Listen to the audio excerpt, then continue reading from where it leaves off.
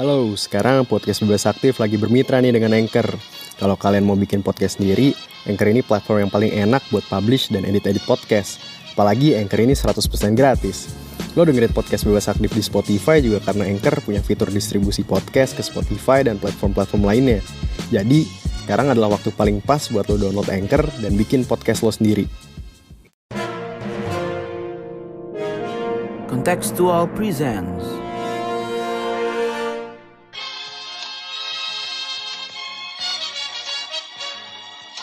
伟大、光荣、正确的中国共产党万岁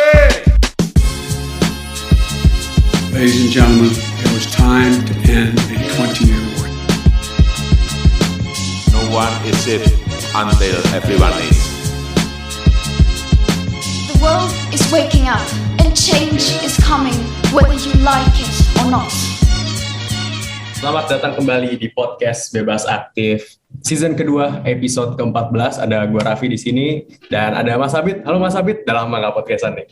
Halo, ya lumayan lama ya. Gue sibuk healing gue kemarin-kemarin. Oh, healing beneran kan? Healing beneran, gue habis kena COVID. Literal healing. Gara-gara pesta sama Boris Johnson ya? Iya. Itu dia, nularin Omicron. Tapi udah sehat ya Mas? Alhamdulillah. Lu gimana, Raf? Aman. Oke, selain Mas Abid juga ada Mas Sofwan di sini. Halo Mas. Halo. Kabar baik? Alhamdulillah. Siap. Oke, jadi di episode kali ini kita bakal ngebahas sesuatu yang lagi rame banget belakangan ini. Terakhir itu ada perdebatan soal ini, Ghazali.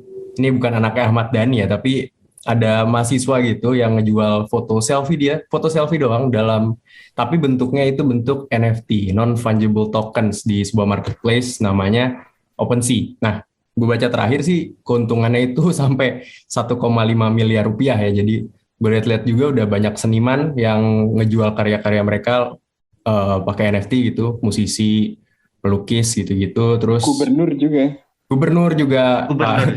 Ridwan Kamil ya. Terus cryptocurrency juga makin populer penggunaannya. Kalian berdua ada yang pakai cryptocurrency? Gue enggak sih. Gua ada akun, gua punya wallet coba-coba lah dari setahunan yang lalu, cuma bukan untuk beneran yang invest gede-gedean atau main trading ya, tapi cuma buat pengen tahu aja gitu cara kerjanya kayak gimana, karena ya di antaranya terkait kuliah gua juga sekarang gitu, yang nggak terlalu HI tapi lebih ke mengenai internet studies, jadi ya biar tahu lah kalau orang ngomongin apa gitu. Menarik.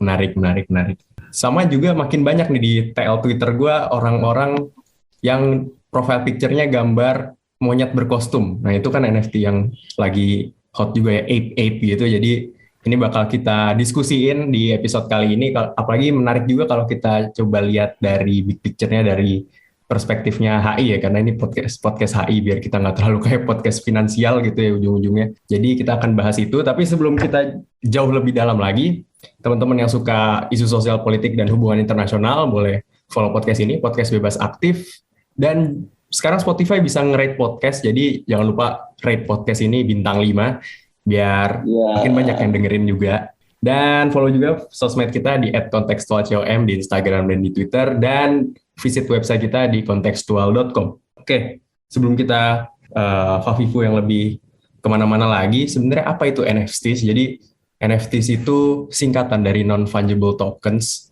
Simple ya, mungkin biar nggak terlalu panjang. Itu jadi sebuah karya digital, bisa bentuk lukisan, poster, bahkan memes gitu ya. Dulu waktu awal-awal gue inget banget memes Elon Musk tuh dijual berapa ratus ribu gitu dalam bentuk cryptocurrency.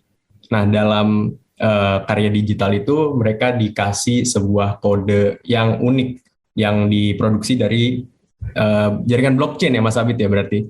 Ya, betul. Yang membuat karya itu menjadi sangat unik. Jadi mahalnya itu karena mereka scarce, karena mereka langka. Jadi jatuhnya barang koleksi yang langka.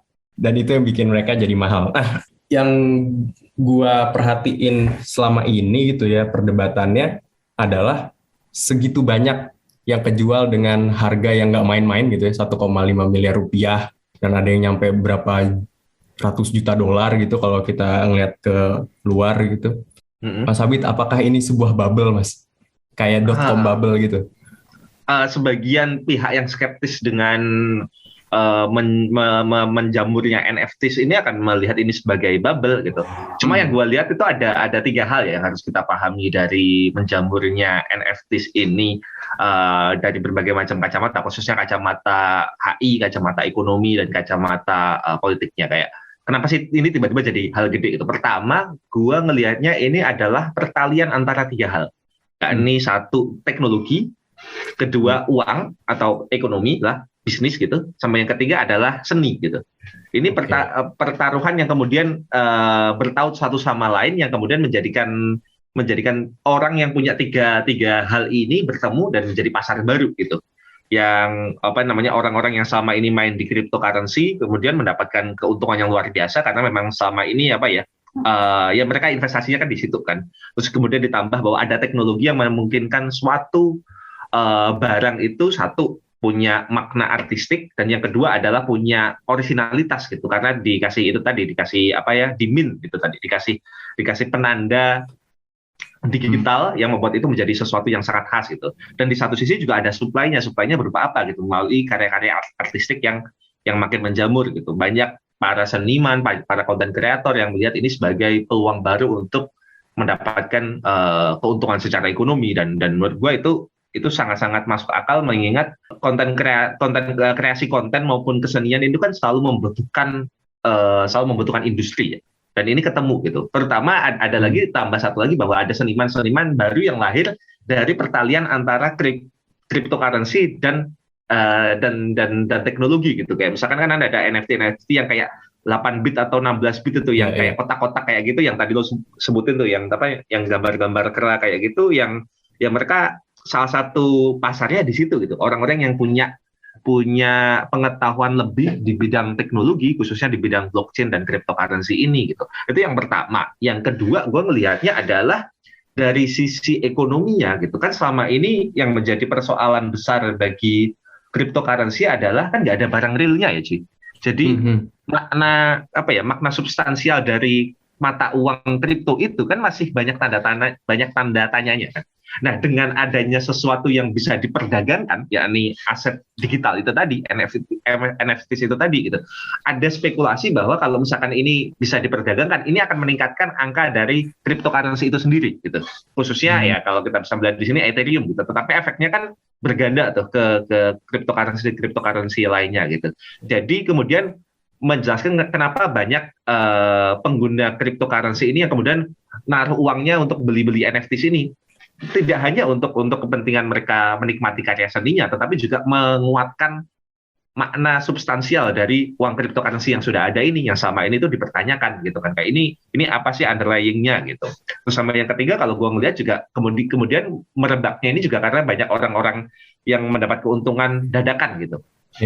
Yang ini makin banyak ya tentulah kalau ada ruang perdagangan baru itu orang akan senang ke sana gitu. Tetapi efeknya ya kita lihat makin banyak makin deflasi gitu. Banyak barang-barang yang tiba-tiba wah, ini barang apaan ini tiba-tiba dijual di marketplace seni gitu. Yang itu menurut gua pada akhirnya akan menemukan ke titik keseimbangannya sendiri gitu di beberapa waktu yang akan datang gitu. Karena ya pada akhirnya orang-orang yang membeli gitu, itu kan mereka juga mencari nggak hanya yang penting ini jadi aset kan, nggak hanya kayak gitu, tapi juga ada nilai artistiknya, nilai kegunaannya, dan ya ini pasar ini kemudian gue melihatnya dalam beberapa waktu yang akan datang akan matang gitu, akan menemukan nilai pencucian uangnya juga gitu. Iya, nilai pencucian uangnya gitu.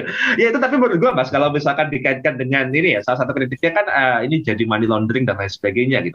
Tapi itu kan juga terjadi di bidang ekonomi yang lebih konvensional gitu, kayak karya seni gitu kan. Karya seni itu kan juga kalau kita lihat beberapa dokumenter di Vice atau di Netflix itu kan juga digunakan untuk money laundering, buat apa tuh? Dan itu dari dulu gitu, zaman Medici itu kan banyak patron seni yang patron orang-orang kaya itu ngebiayain seniman-seniman, diantaranya kan juga untuk money laundering kan.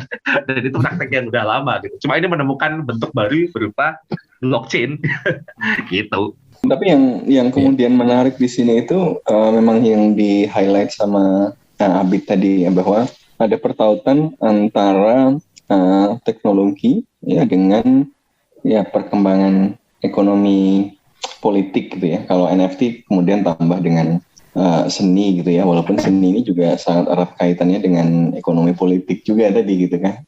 Karena sifatnya subjektif, maka ya dia bisa digunakan untuk banyak hal, termasuk tadi digunakan untuk money laundering dan seterusnya.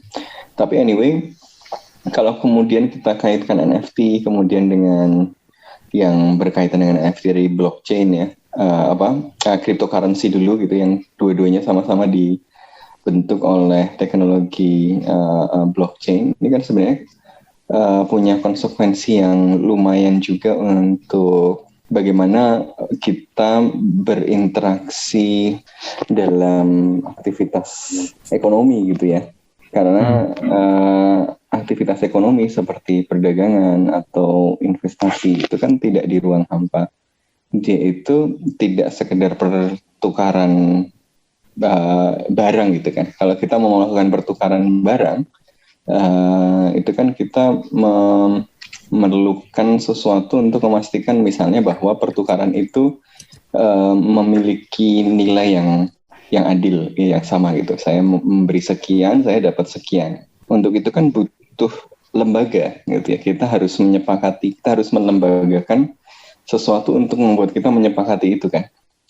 Mata uang yang digunakan, kemudian sistem yang digunakan untuk melakukan transaksi itu dan seterusnya.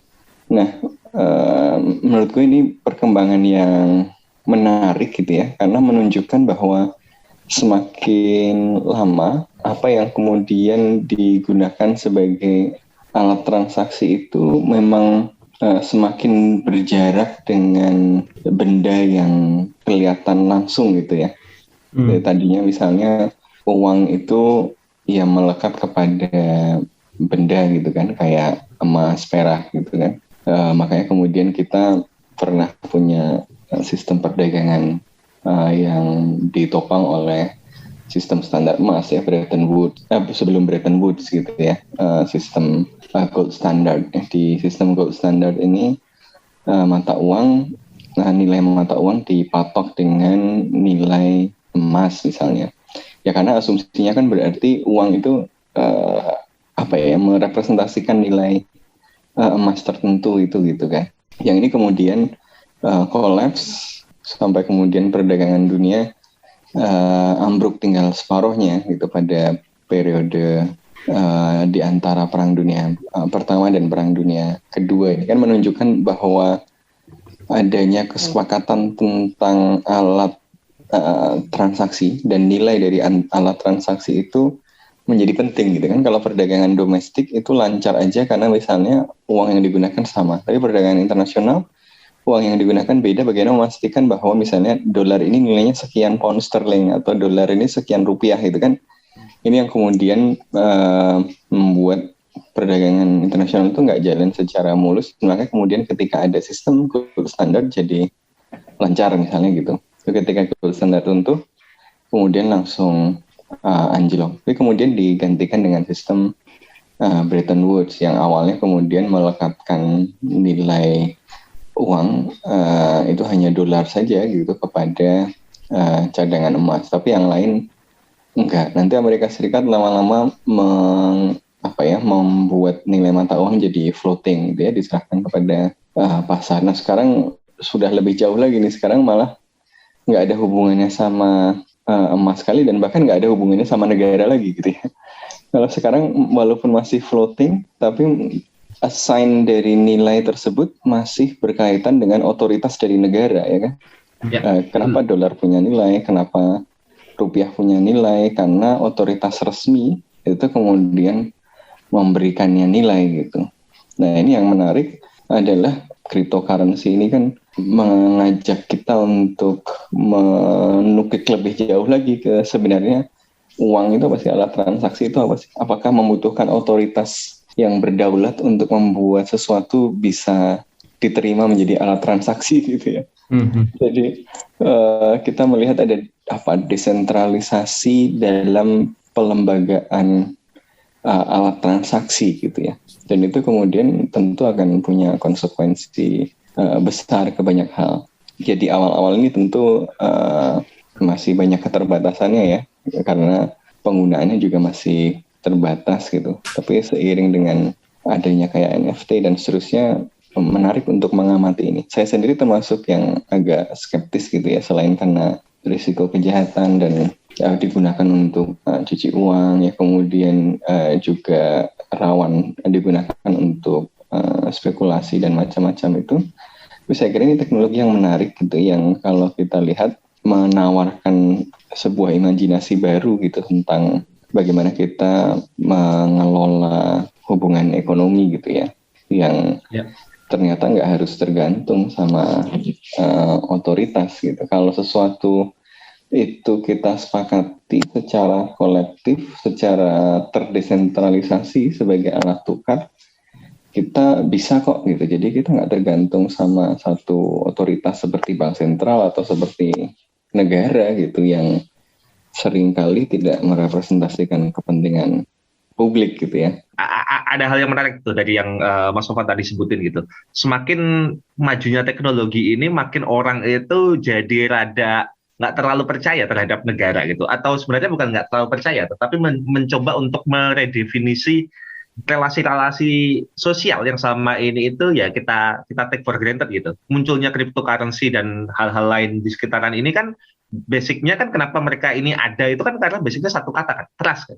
Ini sesama pengguna internet itu trust satu sama lain, sehingga mereka mau mau menukarkan uangnya, mau merubah asetnya, mau memperjualbelikan itu berlandaskan trust gitu. Itu sesuatu yang sangat-sangat sangat-sangat origin of human being gitu, sangat-sangat awal gitu dari umat manusia itu dasarnya, dan itu juga dasar dari uang itu sendiri kan, ketika kita menukarkan uang yang biasa kita pakai ini kan dasarnya kan trust kan, cuma trustnya itu ke siapa gitu, ke negara, ke bank sentral dan lain sebagainya. Bedanya kalau ini adalah trustnya itu nih dilembagakan oleh teknologi, yang menurut gua sangat-sangat menarik gitu. Dan yang kedua Mas, yang tadi mungkin kalau Mas Sofwan skeptisismenya berdasarkan bahwa ini digunakan untuk pencucian uang dan lain sebagainya, ini yang perlu kita bedakan itu dua hal. Satu cryptocurrency, satu blockchain-nya.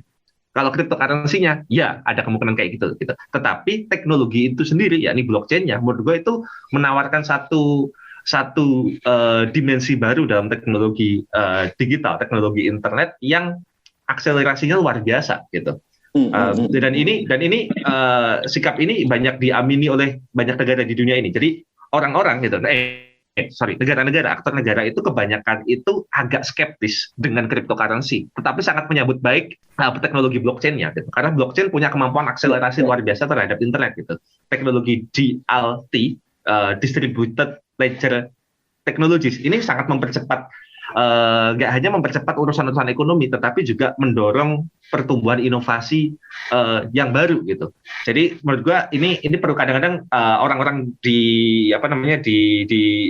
orang-orang itu kebanyakan itu tidak bisa membedakan antara mana yang blockchain, mana yang cryptocurrency gitu. Cryptocurrency dan mana makanya yang NFT gitu ya. Padahal dan mana yang NFT hal gitu. yang berbeda gitu kan. Iya, padahal tiga hal yang berbeda gitu. Jadi blockchain itu teknologinya, cryptocurrency itu mata uang yang kemudian dipertukarkan di sana. NFT itu adalah barang-barang yang dijual belikan gitu.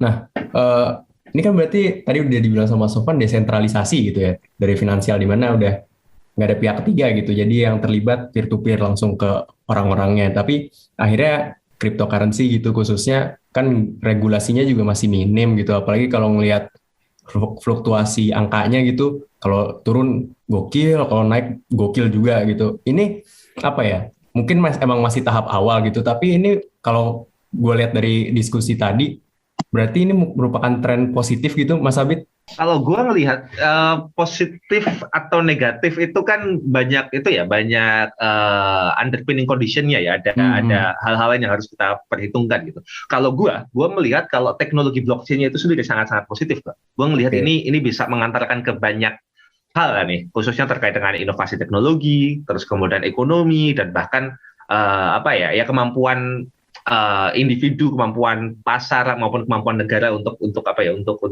bikin kapasitas baru lah bagi kepentingan mereka sendiri gitu. Yang gua agak masih belum bisa menentukan sikap yang lebih clear itu adalah mengenai cryptocurrency gitu. Karena ya tadi Mas Sofan sangat tepat untuk mengindikasikan bahwa ada kemungkinan bubble, ada kemungkinan ini spekulasi yang luar biasa gitu. Tetapi juga sebagian orang meyakini bahwa ketakutan itu agak berbeda dengan bubble-bubble yang lainnya. Karena apa? Karena kalau kalau cryptocurrency ini ditopang oleh teknologi yang semakin maju juga gitu. Yakni blockchain ini yang bisa dilihat pergerakannya kemana gitu. Berarti anonimus, tetapi bisa dilihat antar node-node yang terhubung itu masih bisa di-trace gitu. Walaupun itu menjadi sangat, walaupun itu masih sangat dari mana gitu kan. Iya, ada kemungkinan seperti itu gitu. Jika teknologinya memungkinkan gitu. Tetapi di satu sisi yang lain adalah negara-negara mulai mencari titik temunya nih gitu. Mereka melihat bahwa cryptocurrency ini perkembangannya eksponensial, sangat cepat gitu. Nah, regulasinya seperti apa? Nah, ini yang menjadi persoalan serius gitu. Karena ya ini dampaknya akan luar biasa. Karena sejak awal teknologi blockchain dan kemudian cryptocurrency ini kan teknologi yang pada dasarnya skeptis terhadap negara gitu. Jadi gimana sesuatu barang yang dari awal itu udah nggak terlalu srek sama regulasi negara, terus kemudian harus bertemu realitas yang bernama otoritas negara gitu. Nah, menurut gua dalam hal cryptocurrency sepanjang gua masih meyakini bahwa pentingnya aktor negara untuk mengatur regulasi dan otoritas terkait cryptocurrency ini masih perlu sih. Karena ketika ini membesar gitu, dampaknya nanti ketika kenapa gitu, nanti juga akan negara juga kok yang akan take care of the situation gitu. Sebagaimana ya kita pelajaran yang paling penting, dan ini dulu yang ngajarin gua adalah Mas Sofan di kelas adalah ya krisis ekonomi 2008 gitu. Itu ketika itu dilepasin dan diserahin ke pasar dan dan itu diserahkan semuanya kepada spekulasi, kepada investasi, ya pada akhirnya akan meledak gitu. Dan yang akhirnya yang harus turun tangan mana? Ya negara gitu. Jangan sampai kemudian cryptocurrency ini menjadi too big to fail, di mana ketika fail ya negara harus turun tangan, yang itu akan akibatnya akan luar biasa buat ekonomi dunia. Gitu. Dulu gue diajarin Mas Sofan kayak gitu. Gak tahu Mas Sofan masih meyakini itu nggak Mas? Iya, gini, karena menurut gue tadi gue setuju dengan Abid ya soal highlight bahwa blockchain ini teknologi yang menjanjikan. Itu yang pertama. Kedua, gue juga melihat bahwa teknologi ini menarik karena kemudian memungkinkan pelembagaan tanpa otoritas yang terpusat gitu ya dalam negara gitu, yang kemudian dia tadi dipengaruhi oleh kepentingan dan macam-macam yang juga tidak selalu benar gitu kan. Tapi di sisi lain, kalau kemudian dia juga karena dia hadir sebenarnya untuk keluar dari constraint otoritas ya, dari hambatan-hambatan otoritas, memang kemudian kecenderungannya ya tentu tidak mau diregulasi kan gitu. Makanya kalau tadi Raffi bilang belum ada regulasinya, nah, kalau ada regulasinya orang-orang yang mau pakai ini malah pada keluar lagi mungkin ya, karena mereka ikutan ini karena mereka ingin membangun alternatif kan dari sesuatu yang kemudian sudah diatur oleh otoritas gitu dengan sangat ketat. Tapi memang pada akhirnya kita memang harus lihat keseimbangan ini gitu ya. Ya menurut gue pathways-nya akan ada dua kemungkinan gitu ya. Pertama adalah negara akan merespon. Jadi melihat kecenderungan retreat negara ini kan tentu negara nggak akan diam saja gitu kan. Negara itu juga akan beradaptasi sebagai sebuah institusi yang berkembang bersama dengan sejarah dan konteks ekonomi politiknya. Negara pasti akan merespon gitu. Meresponnya bisa macam-macam ya, ada yang gagap, ada yang ya gagap ini misalnya bingung gitu mau ngapain gitu. Ada yang sangat antusias walaupun nggak ngerti gitu ya, makanya sudah pidato 4.0, metaverse. Waduh. Walaupun belum ngerti sebenarnya itu apa gitu ya, mungkin NFT, Bitcoin dan macam-macam. Tapi ada juga yang kemudian belajar ngambil sebagian, coba main di sini, coba ngatur sebagian ini, coba ikut mengembangkan di sini dan seterusnya. Ya, kita akan melihat beragam model respon negara dan nanti kita akan melihat bagaimana akan kita akan melihat bahwa negara akan menyesuaikan ya. Beberapa negara mungkin akan punya mungkin bukan regulasi gitu seperti meregulasi uang atau mata uang atau teknologi yang lain, tapi mungkin akan ada beberapa yang punya konsekuensi publik atau punya konsekuensi yang lebih besar akan dikasih aturan gitu ya.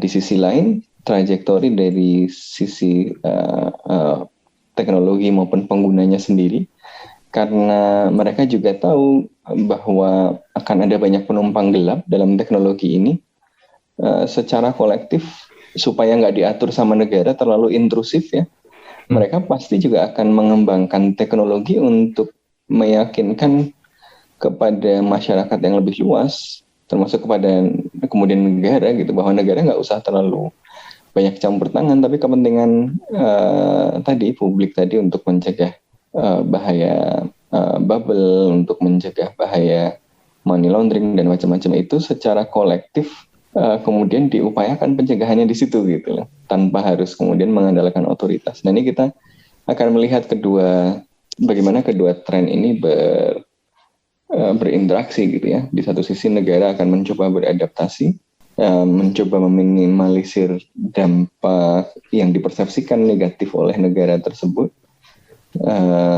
Tapi di sisi lain juga si pengembang teknologinya dan penggunanya tentu secara kolektif juga akan terus mengembangkan teknologinya dan penggunaannya supaya dia bisa menjadi lebih reliable gitu ya, dan tidak kemudian dimanfaatkan oleh penumpang-penumpang gelap yang tadi ya betul bisa memanfaatkan sistem seperti apapun gitu ya. Jadi bukan Bitcoin-nya atau bukan cryptocurrency-nya atau bukan NFT-nya saja yang bermasalah, walaupun itu kemudian memunculkan platform baru untuk masalah-masalah itu gitu. Tetapi ya memang ada kejahatannya itu sendiri gitu ya, yang kemudian si komunitas ini akan, kalau komunitas ini memang didorong oleh motivasi untuk menciptakan transaksi yang lebih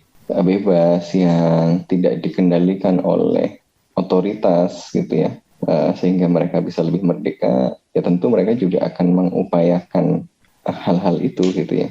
Sebenarnya ada beberapa variasi respon negara terhadap perkembangan cryptocurrency maupun blockchain ini, Mas. Ya, kalau gua boleh bikin tuh ada tiga kategorisasi ya. Pertama itu model El Salvador. Jadi El Salvador ini gokil banget cuy. Jadi mereka itu sangat-sangat reseptif terhadap cryptocurrency. Bahkan mereka itu per tahun lalu itu memperbolehkan Bitcoin atau cryptocurrency itu dipakai untuk itu tender gitu. Jadi kalau lo bikin punya perusahaan konstruksi gitu, mau bangun di sana, bayarnya pakai cryptocurrency, sabi itu di sana tuh.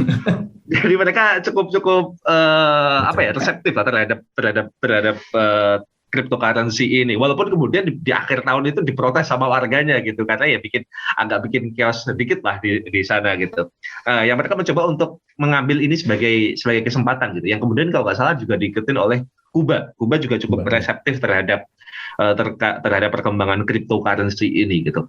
Yang kedua ada model Tiongkok ini menariknya adalah mereka kan melarang tahun lalu kalau nggak salah melarang cryptocurrency di sana, miningnya maupun tradingnya itu benar-benar dibabat habis lah, ada crackdown yang luar biasa gitu. Tapi mereka mencoba untuk mulai investasi ke NFTs. Jadi ada sebuah, gue nggak tahu ya istilahnya BUMN atau apalah, pokoknya state-backed firm dari China itu yang sedang mengembangkan marketplace di bidang NFTs ini gitu. Yang ini kan unik kan, mereka nggak mau cryptocurrency-nya tapi mau NFTs-nya. Artinya apa? Ada penerimaan terhadap blockchain-nya, dan melihat bahwa NFTs ini kemudian akan bisa jadi digital asset. Dan tahu nggak, yang menarik adalah kemudian platform-platform cryptocurrency itu akhirnya mau mengikuti requirement yang dibikin sama pemerintah Tiongkok. Ethereum dan beberapa platform lain, termasuk kalau nggak salah tuh BSC, itu juga mau akhirnya ngikutin maunya pemerintah Cina kayak apa. Terus akhirnya mereka mau untuk diatur sama Tiongkok, dan ini mereka sedang mengembangkan gitu bagaimana menciptakan cryptocurrency atau ya pokoknya transaksi di blockchain yang tetap dikontrol oleh negara. Nah, ini juga perkembangan menarik gitu. Hasil kompromi gitu ya. Ya, hasil kompromi gitu. Yang menariknya adalah yang mau berkompromi akhirnya adalah dari pengelola cryptocurrency gitu. yang kita awalnya kan menduga bahwa wah ini orang-orang yang pengguna cryptocurrency blockchain ini akan sangat-sangat rebel lah pokoknya. Pokoknya nggak mau diatur gitu ya. Ternyata pada titik tertentu bisa berkompromi gitu. Dan ini yang kemudian melahirkan variasi yang ketiga. Uni Eropa belakangan ini itu meluncurkan yang namanya itu Digital Service Act sama Digital Market Act. Jadi ini aturan yang berupaya untuk meregulasi perdagangan di digital, di dunia digital. Di antaranya itu kalau saya nggak salah itu juga cukup menyinggung terkait dengan cryptocurrency ini gitu. Nah, bedanya adalah kalau cryptocurrency-nya cara meregulasi Uni Eropa ini inginnya, ini jadi masih digodok. Ini adalah yang dimintain pertanggungjawaban yang harus di help accountable itu adalah penyedia platformnya gitu. Dan mereka diminta untuk kalau nggak salah ada mekanisme gatekeeper gitu. Jadi jadi ketika mereka melihat bahwa kalau misalkan dikontrol benar-benar transaksi per transaksi ini akan gila sendiri gitu karena kan jumlahnya masif dan perkembangannya makin eksponensial gitu. Jadi yang bisa dipegang adalah penyedia platformnya gitu. Sama kayak mereka ingin meregulasi sosial media gitu. Sosial media yang dipegang bukan orang per orangnya, ya orang per orangnya ketika mereka udah has gone too far doing some crime and stuff itu mereka akan ditangkap juga gitu. Tetapi yang dimintain pertanggungjawaban paling utama adalah penyedia layanan. Nah, artinya tensi atau relasi antara mereka yang meyakini dengan blockchain, cryptocurrency dan lain sebagainya ini dengan negara, vis-a-vis negara itu nggak selamanya rebel, nggak selamanya kompromi dan nggak selamanya reseptif gitu. Jadi variasinya masih terus berlangsung dan kita masih akan melihat mana yang akan lebih kuat gitu. Atau ada respon lagi kah selain tiga itu? Nah, patut kita lihat gitu. Nah, Indonesia, gue melihat, gue belum banyak melihat. Mungkin Mas Sofan bisa ngasih pandangan terkait Indonesia kayak gimana. Karena di satu sisi ya kalau gue menangkap kesannya adalah karakter lain lagi tuh responnya. Iya, itu dia gitu. Karena belakangan ini kita mulai langsung masuk ke spanduk dan pidato pejabat. Nah. Itu mungkin variasi baru ya. Jadi apa ya? Jadi retorika ya. Lumayan lah. karena menarik juga gitu. Karena beberapa waktu belakangan ini kan ini mulai diperbincangkan lagi gitu. Pak Jokowi juga menyebut metaverse gitu dan juga diikuti oleh pejabat-pejabat lainnya. Pak Ridwan Kamil pakai NFTs dan lain sebagainya. Di satu sisi kita juga ada otoritas sosiokultural keagamaan yang juga punya concern di bidang cryptocurrency. Sejumlah lembaga kan menyebutkan bahwa cryptocurrency haram, gitu kan. Nah, ini akan menimbulkan variasi yang berbeda lagi menurut gua gitu, karena nggak bisa dipungkiri gitu. Indonesia tuh punya karakter lain gitu, yang nggak hanya ini urusan negara versus pasar, nggak hanya kayak gitu. Ada aspek kulturalnya yang cukup melekat gitu. Nah, kita nanti bisa melihat bagaimana dinamika ini akan berlangsung gitu. Dan gua penasaran sih akan kayak jadi apa gitu. Misalkan negara memperbolehkan atau reseptif gitu, tetapi di satu sisi Majelis Ulama Indonesia menyatakan kalau ini haram gitu. Di satu sisi ada masyarakat yang nggak tahu nih harus kayak gimana nih, ada anak-anak muda yang ayo kita investasi, ada yang namanya crypto evangelist sekarang marak tuh istilah seperti itu. Iya, ada satu sisi masyarakat yang mungkin bekerja di bidang perbankan yang melihat jangan-jangan nih karena ini penuh spekulasi dan terlalu high risk gitu. Nah, dinamika di dalam negerinya ini yang menurut gue perlu dilihat juga gitu sebelum kita memutuskan mengambil sikap gitu, karena banyak yang harus kita perhitungkan, nggak hanya ini soal duit doang, nggak hanya ini soal keamanan doang. Iya. Jadi kalau kita lihat dari diskusi tadi sebenarnya yang jelas adalah kita memang nggak bisa melihat cryptocurrency atau kemudian NFT ini sekedar sebagai sebuah produk teknologi gitu ya, tapi juga sebagai sebuah institusi gitu. Jadi dia itu merepresentasikan cara aturan gitu ya dan ekspektasi perilaku dari individu gitu ya dalam melakukan aktivitas-aktivitas kolektif tertentu gitu. Dan karena dia itu institusi gitu ya, maka dia pasti akan berkaitan dengan institusi-institusi lain yang sudah mapan kan, ya negara sebagai institusi politik yang mengklaim kedaulatan gitu ya, kemudian dengan institusi-institusi keuangan yang sudah mapan, ya. Kemudian dengan institusi sosial keagamaan, makanya kemudian ya seperti juga semua institusi baru yang muncul, ya dia pasti harus menegosiasikan posisinya ya dengan institusi-institusi lain yang sudah mapan itu gitu. Dan kita melihat juga bagaimana institusi yang sudah mapan seperti negara pun juga merespon dengan beragam tadi ya. Karena ya tadi kalau tadi dibilang ada yang reseptif, ada yang menolak, ada yang melarang gitu. Mungkin yang bisa merangkum semuanya itu adalah ya transformatif gitu ya. Bagaimana kehadiran blockchain dan kemudian cryptocurrency ya, dan kemudian NFT ini menghadirkan satu tantangan baru yang itu memunculkan gap gitu ya di dalam pengelolaan dalam institusi yang sudah ada seperti dalam negara ini, sehingga mereka kemudian harus belajar melakukan penyesuaian gitu. Nah, penyesuaiannya seperti apa kita belum tahu karena teknologinya sendiri juga masih berkembang dan konsekuensinya juga masih meraba-raba kan. Kita kemarin misalnya melihat bagaimana ada beberapa cryptocurrency yang kemudian diikuti banyak orang tapi tiba-tiba hilang gitu kan. Berarti kan ada bahaya kayak gitu juga. Tapi kita juga menyaksikan ada tadi kemungkinan untuk menghadirkan sistem transaksi yang lebih adil gitu ya. Nah, gue penasaran Mas sama sikap Raffi nih sebagai anak muda karismatik Indonesia nih. Lo kan itu Raf, lo kan epitome anak-anak muda zaman sekarang Raf. Jadi gimana Raf? Iya, Raffi mau nyalonin jadi ketua HMHIUI ya Raf ya gitu. Yang lawannya cukup berat ya, di dia sendiri.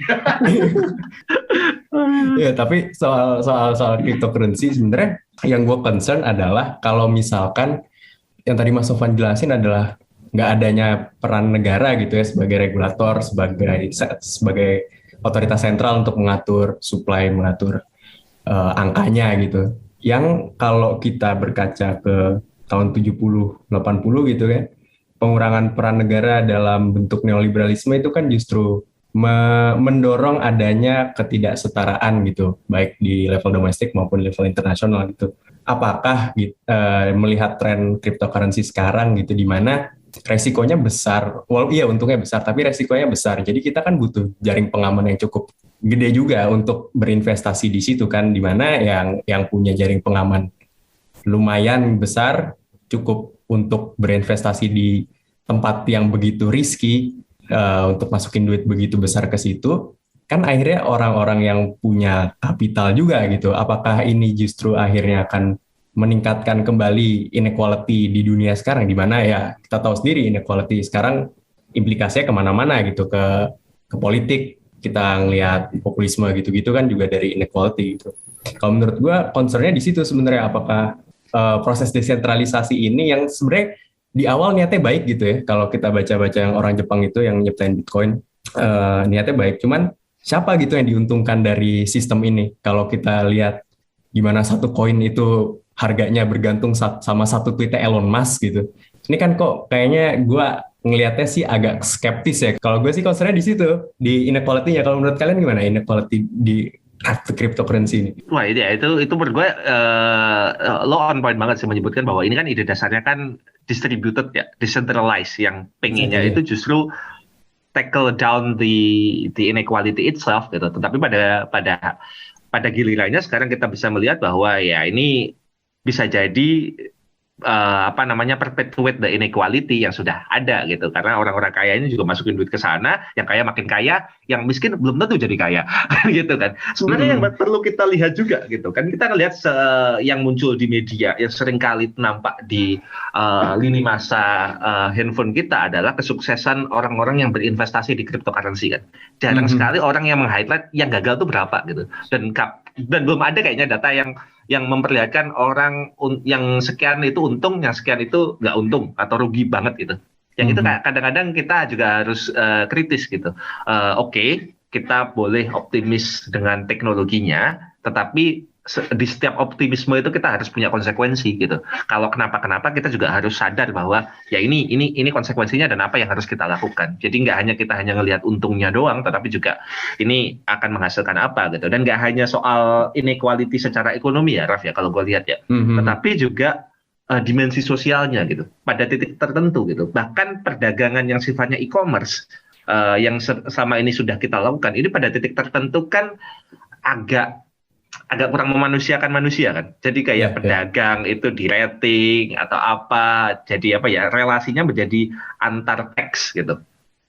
Gamifying jadinya ya. Ya gitu. Dan kemudian ini makin mind blowing dengan teknologi blockchain dan cryptocurrency ini gitu. Kita nggak pernah tahu relasi sosial orang jadi seperti apa. Yang gue cukup gue mungkin agak terlalu meyakini romantisme relasi sosial manusia itu pada beberapa titik itu masih memerlukan sentuhan langsung, memerlukan interaksi antar manusianya itu gitu. Ini kan menjadi interaksinya makin banyak antar angka, antar ledger, antar transaksi, bukan antar manusia gitu. Itu yang agak gue takutkan gitu, karena gimana pun juga gitu, setiap perkembangan ekonomi, setiap perkembangan institusi ekonomi itu akan mengakibatkan perubahan sosial, dan perubahan sosial itu for good or for bad harus kita siapkan gitu, harus kita antisipasi.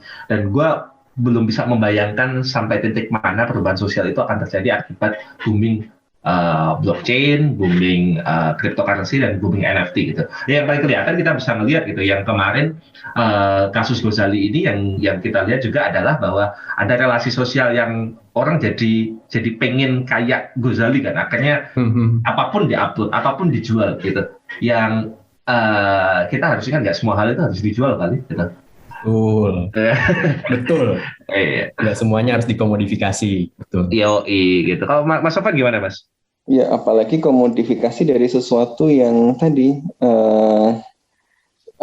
boleh dibilang artifisial gitu kan. Walaupun yang kita sebut sebagai artifisial ini juga tentu subject to debate.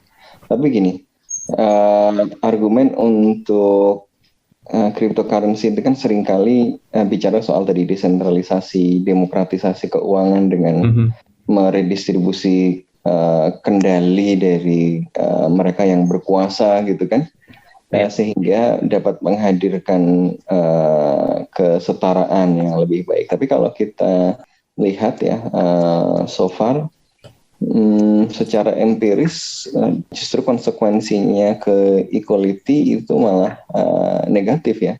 Ini ada riset, tentu risetnya bias ya dari peneliti yang tentu lebih akrab dengan sistem yang sekarang gitu, dan tentu masih awal jadi tentu bacanya dengan caveat.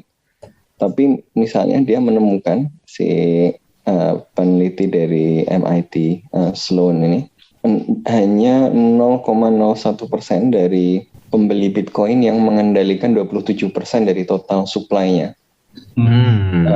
Sementara kalau dolar itu, kalau kekayaan yang konvensional gitu ya, 1% ini hanya mengontrol 1/3 ya dari total kekayaan. Jadi 0,01 ini lebih kecil lagi gitu kan, dan lebih terkonsentrasi lagi.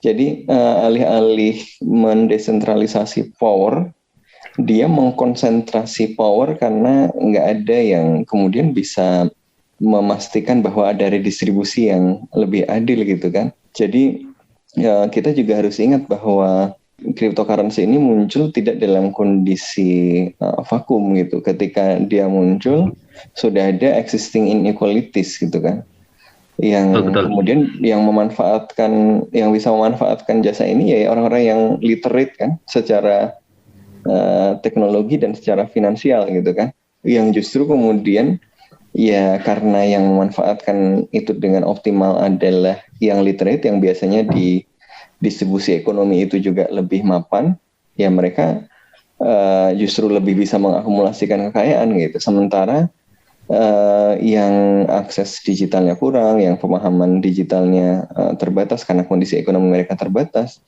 juga malah semakin kesulitan gitu ya mereka masuk karena mereka ikut-ikutan, tapi mereka punya banyak keterbatasan gitu dan nggak ada regulasi yang melindungi mereka gitu kan. penting untuk skeptis juga dengan retorika crypto evangelist itu ya. Bukan bahwa nggak ada potensi apa yang menjanjikan dari teknologinya gitu ya. Tapi pada saat yang bersamaan ya penting untuk tetap mawas diri gitu ya, dan penting untuk menimbang konsekuensinya terutama bagi kelompok-kelompok rentan gitu ya.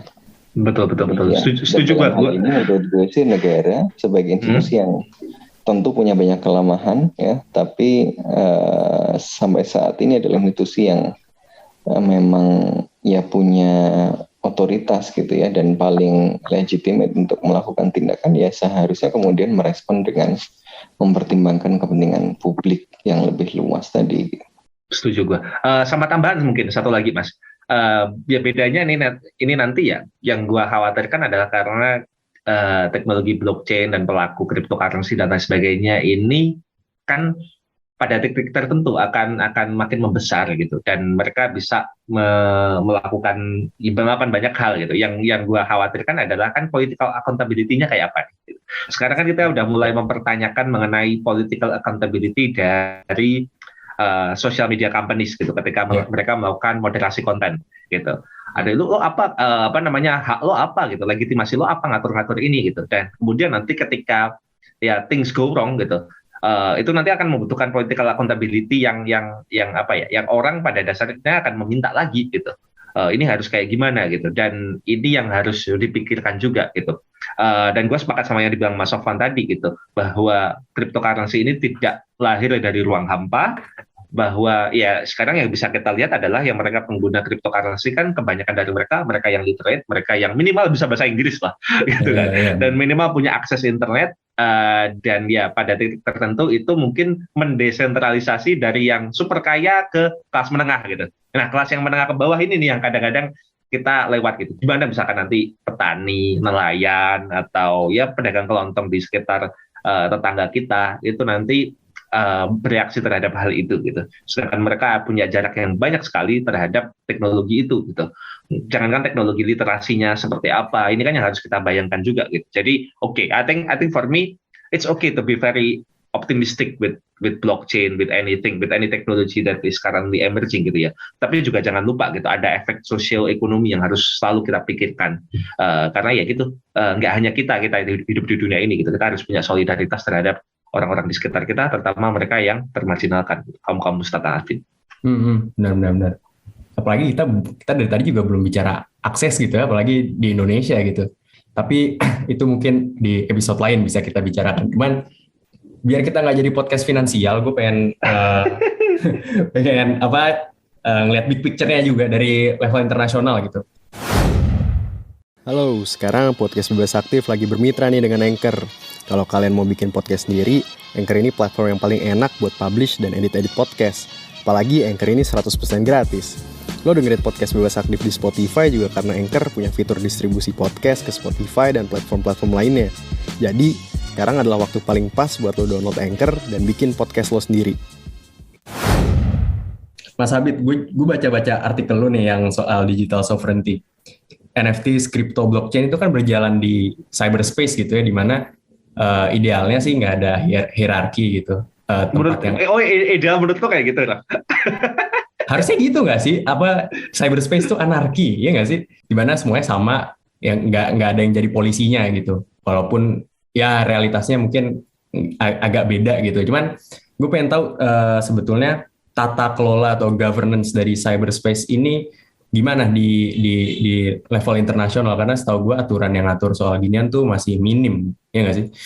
Iya, norma cyber itu masih sangat minim di dunia internasional gitu, bahkan semua negara belum bersepakat atas apa yang mau diyakini gitu. Makanya sekarang sejumlah negara-negara besar berupaya untuk mempromosikan norma cyber sehingga bisa diadopsi ke seluruh dunia, dan harapannya menciptakan kepastian hukum gitu. Karena negara selama ini melihat cyberspace ini selain peluang gitu, dan mereka juga melihat ini sebagai sesuatu yang bisa memenangkan persaingan geopolitik gitu melalui teknologi 5G, artificial intelligence, pokoknya cyberspace lah itu. Tetapi juga di satu sisi ada risiko yang cukup besar. Risikonya itu 3 hal. 1, kontrol keamanan.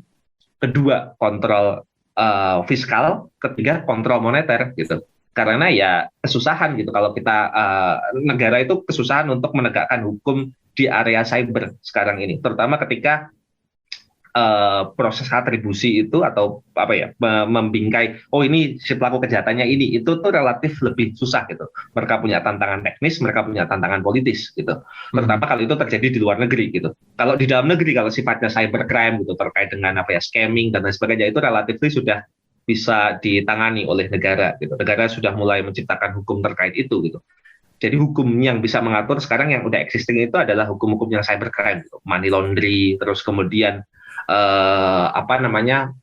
pendanaan terorisme itu sudah mulai diatur dengan baik, tapi levelnya kebanyakan itu domestik. Kalaupun ada yang nggak domestik, biasanya regional base. Kalau nggak regional base ya alliance based gitu. Belum ada yang sifatnya global banget gitu.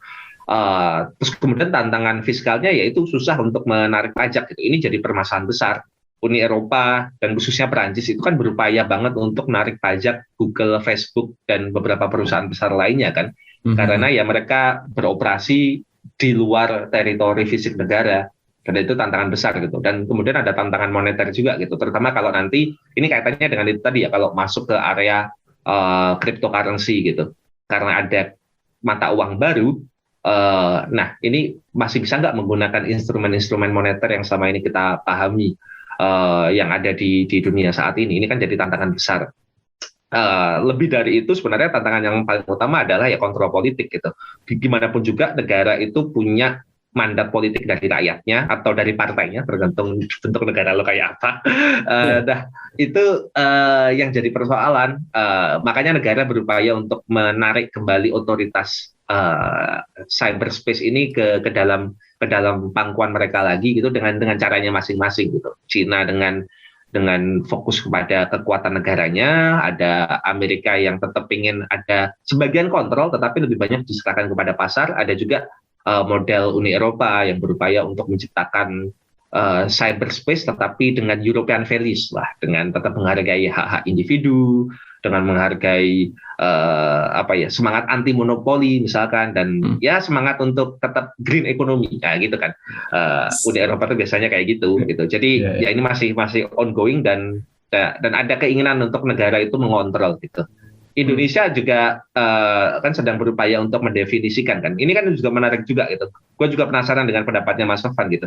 Indonesia ini contoh yang menarik gitu. Di satu sisi ini negara merayakan sekali ekonomi digital gitu. Bahkan ini kan jadi agenda presidensi kita di G20 kan. Dan disebut di mana-mana lah ya. Dan kita nggak memungkiri bahwa ya muncul startup, muncul unicorns dan lain sebagainya gitu. Secara ekonomi kita itu asik lah dengan digital ekonomi gitu. Tetapi digital politicsnya kita tuh yang masih berantakan banget gitu.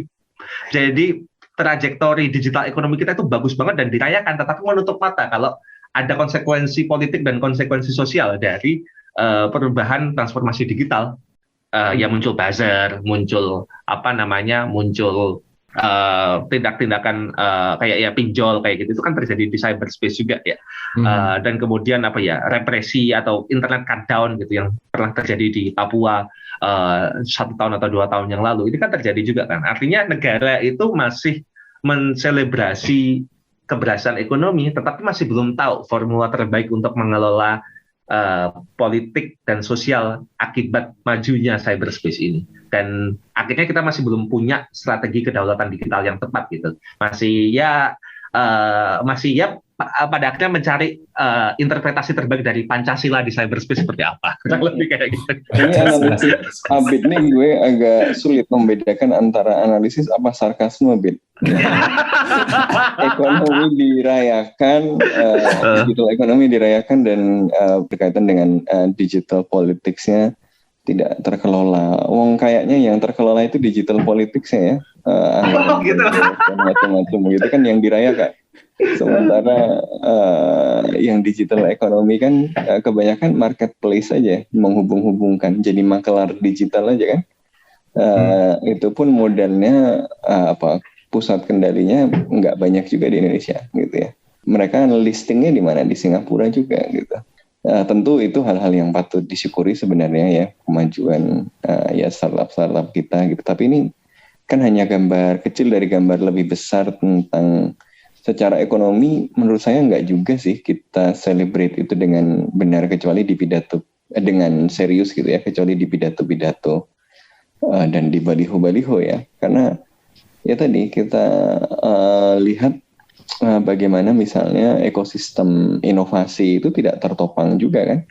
Kalau misalnya beneran celebrating digital economy kan ekosistemnya harus ditopang dengan baik ya, dengan penciptaan ekosistem inovasi yang baik, dengan dukungan bagi talent-talent yang sesuai gitu ya. Tapi ini kan nggak kelihatan di situ. Yang kelihatan memang ada retorika yang menunjukkan bahwa kita antusias dengan itu. Tapi seperti juga semua retorika itu gitu ya, yang penting adalah bagaimana retorika itu diterjemahkan dalam kebijakan kan. Dan itu kita belum lihat gitu ya. Bisa saja bicara soal ibu kota baru nanti dibuat di metaverse. Gitu ya. Tapi ya KTP kita masih KTP fotokopian gitu kan. Kalau mau urusan masih lama dan seterusnya. Ini kan ada gap antara retorika gitu. Jadi kalau gue ya melihat bahwa rasanya tadi digital ekonomi juga nggak celebrated amat gitu ya. Dia dipilih secara selektif sebagai bagian dari retorika keberhasilan ekonomi, tapi sebenarnya wajah ekonomi kita itu masih ekonomi ekstraktif, ya ekonomi yang ditentukan oleh siapa yang menguasai konsesi, mengalokasikan APBN dan seterusnya gitu. Lihat saja struktur ekonomi kita gitu ya, dan digital ekonomi itu berkontribusi berapa persen dan pertumbuhannya seperti apa gitu ya. Ya yang dominan masih ekonomi ekstraktif gitu. Ya kan tadi gue bilangnya celebrated Mas, bukan successful kan. Kalau successful indikatornya lain lagi gitu. Gue bilangnya tadi kan dirayakan ya. Iya, dirayakan karena itu bagian dari retorika ya. Kalau boleh komentar, bagaimana Indonesia merespon? Indonesia itu harus dilihat sebagai theater state kan, negara betul. Teater, gitu kan. Yang penting kelihatan keren gitu. Tapi gini mas, gue juga harus bersikap adil juga gitu. Artinya nggak bisa dipungkiri gitu, kehadiran e-commerce, kehadiran digital ekonomi di Indonesia itu banyak membantu masyarakat di level menengah ke bawah gitu. Gimana pun juga selama pandemi kemarin itu diantaranya jadi denyut nadi ekonomi Indonesia gitu. UMKM kan banyak terbantu dengan itu gitu. Minimal kalau itu tidak terkonversikan menjadi angka, tetapi itu mempunyai konversi kualitatif gitu di kalangan masyarakat, gua rasa mereka sangat terbantu. Terus kemudian dengan apa namanya dengan Gojek atau nyebut merek nggak apa-apa deh, Gojek, Grab dan lain sebagainya, itu kan juga lumayan membantu gitu. Dan kemarin juga cukup jadi denyut tadinya. Maksud gua adalah ya itu belum bisa terkonversi secara ekonomi, belum mengubah struktur ekonomi kita secara masif, tetapi pada titik tertentu ada hal-hal yang harus gue apresiasi. Iya, gitu. Jadi masalahnya kan standar parameternya gitu. Kita mengukurnya dari proyeksi tadi ideal gitu ya, dampak strukturalnya, atau mengukurnya dari ada manfaatnya nggak gitu. Ya kalau ada manfaatnya ya pasti ada manfaatnya, dan makanya tadi saya juga bilang kita perlu mensyukuri gitu ya dan mengapresiasi gitu. Tetapi ya ini tidak boleh kemudian membuat kita abai bahwa realitas ekonomi kita itu ya masih didominasi oleh ekonomi ekstraktif yang ditentukan oleh ya relasi politik gitu ya, relasi dan dominasi ekonomi politik segelintir elit gitu kan, yang kemudian in turn melanggengkan posisi Indonesia dalam pembagian kerja internasional sebagai ya penyedia raw material saja gitu. Nah ini kalau benar kita mau keluar dari kondisi ini, ya kita harus lebih serius gitu. Jadi ini tadi bukan untuk kalau begitu nggak usah mendorong dan merayakan ekonomi digital, justru supaya kita lebih serius dan lebih tulus merayakan ekonomi digital, tidak hanya ditempel di baliho-baliho, tapi beneran bisa yuk gitu ya, yuk kita beneran bangun ekosistem inovasi yang bagus, yuk beneran kita bikin kebijakan yang bukan bangun bangunan gitu, tetapi bangun ekosistem, bangun orang, bangun iklim yang kondusif gitu ya, yang kemudian memunculkan benar-benar inovasi-inovasi yang membawa kita menangkap nilai tambah yang besar dalam ekonomi digital itu. Ya, dengan kata lain, memahami digital ekonomi itu nggak hanya boleh dengan kata alhamdulillah, tetapi juga dengan bismillah ya Mas. Jadi harus kita dorong lagi. Luar biasa. Oke. Kayak terakhir. Gue mau nutup dengan ini sih, dengan proyeksi trajektori gitu ke masa depan. Jadi gue baca artikel di mana gitu ya, pokoknya tentang judulnya Teknopolar apa gitu ya, nulis Ian Bremmer. Dia bilang posisi big tech atau peran big tech gitu ya. Kan kalau kita bicara ruang cyber, kita bicara big tech juga. Meta, Alphabet, Google. Kalau di Indonesia mungkin Gojek, Grab, dan teman-temannya gitu udah punya kuda-kuda yang kuat gitu di dalam negara, dan bahkan sampai mengaruhi kebijakan negara untuk menguntungkan mereka gitu. Dalam kasus Indonesia mungkin orangnya jadi menteri. Nah, kalau kalian lo di blacklist sama perusahaannya lo, hati-hati lah. Apa? Nah, dalam kondisi yang kayak gini, dengan konteks kayak gini, tren di mana hype soal tech itu benar-benar kenceng gitu ya.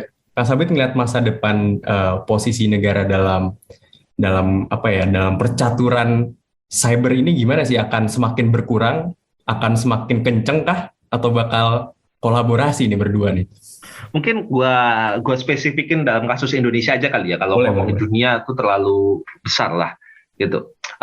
Mungkin singkatnya adalah bahwa gua akan melihat bahwa Indonesia akan, yaitu tadi, meneruskan apa yang terjadi sekarang gitu. Ada keinginan untuk mengelola ranah cyber ini, dan semua orang sudah meyakini, ini minimal sudah jadi diskursus bersama bahwa pengelolaan cyber space yang diatur oleh negara itu diperlukan gitu. Tetapi diperlukannya itu pada bidang apa, seberapa jauh, dan seperti apa. Ini yang menjadi pertanyaan serius itu. Kalau yang gue harapkan idealnya adalah negara ini nggak hanya merayakan, dan yang tadi bahasa gue adalah menselebrasi digital ekonomi, tetapi juga benar-benar punya komitmen lebih gitu terhadap inovasinya gitu. Jangan hanya menjadi konsumen dan menggerakkan gig ekonominya aja, tetapi juga kita punya inovasi sendiri, kita jadi produsen teknologinya juga gitu. Dan di satu sisi kita juga harus menerima bahwa perubahan teknologi dan manfaat atau dividen dari digital ekonomi ini akan punya dampak sosial dan politik gitu. Warganya jadi pintar-pintar, warganya jadi kritis-kritis, warganya menghendaki demokratisasi yang lebih lagi, warganya jadi semakin benci terhadap korupsi. Nah, itu harus ditangkap juga. Jangan kemudian ngambil ekonominya doang tetapi nggak mau politiknya juga gitu. Nah, politiknya juga harus kita tata dengan lebih baik sehingga gitu percepatan pertumbuhan ekonomi itu diikuti oleh pertumbuhan demokratisasi. Jangan sampai kita merayakan unicorn, tetapi juga di satu sisi membiarkan buzzer. Misalkan kayak gitu. Itu yang paling gampang untuk kita perlihatkan. Jadi menurut gue, ya negara pada titik tertentu akan punya beban, punya mandat, dan juga punya kewajiban untuk meregulasi cyberspace dengan segala konsekuensinya, dan dengan tetap mengedepankan pertumbuhan ekonomi, terus kemudian pemerataan ekonomi, pertumbuhan inovasi, dan yang paling penting adalah demokratisasi. Itu sih. Dan juga lingkungan. Gue khawatir tadi setelah ngomong pertumbuhan ekonomi, pemerataan ekonomi, dan stabilitas politik gitu. Lagi pembangunan. Oke. Kayaknya gitu aja ya episode kali ini tentang NFT, cryptocurrency, dan governance di ruang cyber. Itu aja episode kali ini dari Podcast Bebas Aktif. Gue Raffi, Mas Sofwan, dan Mas Abid cabut dulu. Sampai jumpa di episode selanjutnya.